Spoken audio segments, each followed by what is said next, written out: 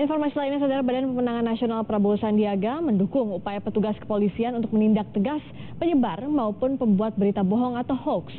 Bagi Wakil Ketua Badan Pemenangan Nasional Priyo Budi Santoso, siapapun yang menyebar dan membuat berita bohong sudah seharusnya ditindak dan diadili secara adil.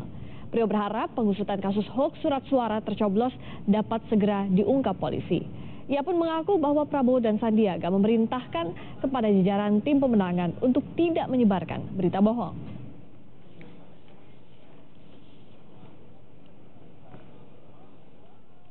Intinya siapapun yang menyebar hoax, apakah guru, apakah aparat, apakah siapapun juga, apakah dia tim, sukses 01, 02, 0 sekian dan seterusnya itu, kalau dia menyebar hoax, tangkap dan adili secara adil.